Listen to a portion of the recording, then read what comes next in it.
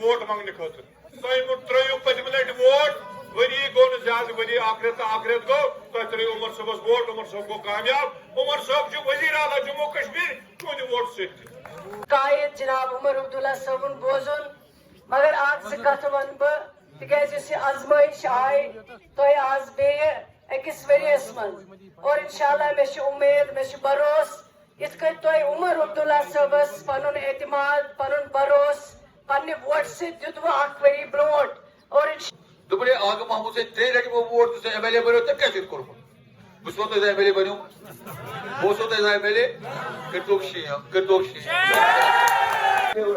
मुझे आज तक याद नहीं है कि कोई बीजेपी का लीडर मेरे पास आया होगा नगरोटा की सिफारिश करने के लिए।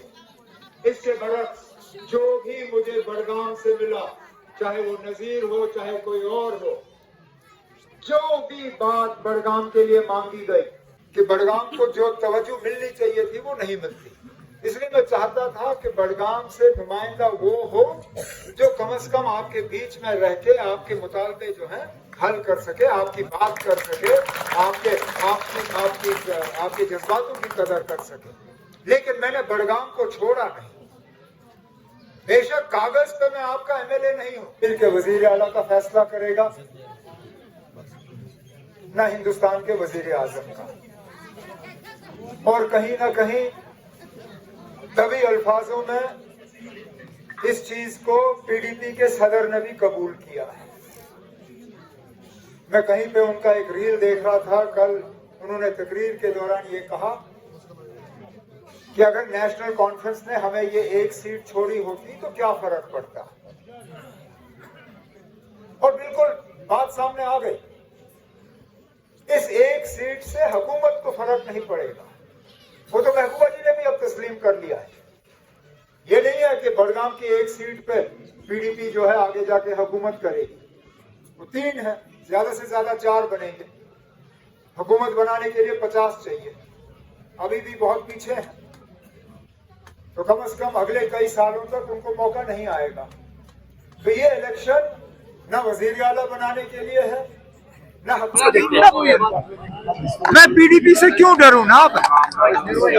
कुल मिला के उनके 3 एमएलए हैं, वो मेरा चाहे भी तो क्या बिगाड़ेंगे। मुझे लोगों का एतमाद है ना, मैं सिर्फ और सिर्फ अल्लाह ताला से डरता हूँ, मैं किसी और से नहीं डरता। और खासकर वो पार्टी जिसने जम्मू कश्मीर में तबाही और बर्बादी के अलावा कुछ नहीं किया। कल उन्होंने शायद यही कहा कि उनकी हुकूमत ने बहुत ज्यादा काम किए, और मैं अपनी जगह गाड़ी में सोचने की कोशिश कर रहा था कि आखिरकार पीडीपी बीजेपी हुकूमत ने जम्मू कश्मीर को क्या दिया। एक आईआईटी वो भी जम्मू में, आईआईएम वो भी जम्मू में, एम्स जम्मू का चल रहा है। हमारा कश्मीर का एम्स अभी भी बना नहीं, बनने में कम से कम अभी 2 साल और लगेंगे। क्या दिया? तबाही और बर्बादी के अलावा 2016 दिया, सरफेसी का कानून दिया, जीएसटी का कानून दिया, सरकारी मुलाजमों को निकालने का सिलसिला 2019 के बाद शुरू नहीं हुआ।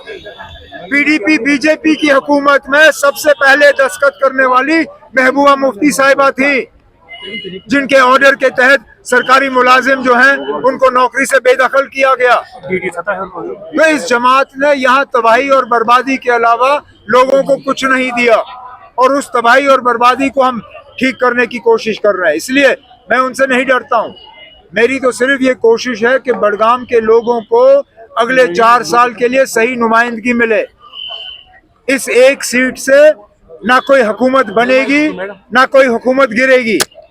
हुकूमत बनी है, मैं वजीर आला हूँ, मैंने जम्मू कश्मीर की खिदमत करनी है, लेकिन मैं चाहता हूँ कि बडगाम के लोग जो हैं अपने वोट का सही इस्तेमाल करें और नुमाइंदा वो चुने जो हुकूमत के साथ रह के, हुकूमत में रह के बडगाम के लोगों की खिदमत कर सके। क्योंकि हकीकत ये है कि जितना नजदीक बडगाम श्रीनगर से है उतना ही बडगाम को अभी भी और बहुत कुछ करना बाकी है। और जैसे मैंने जगह जगह कल परसों से मैं कहता आया हूँ, मेरा पूरा इरादा है कि आगा महमूद साहब के साथ मिलके बडगाम को एक मॉडल असेंबली हल्के के तौर पे हम डेवलप करें। आज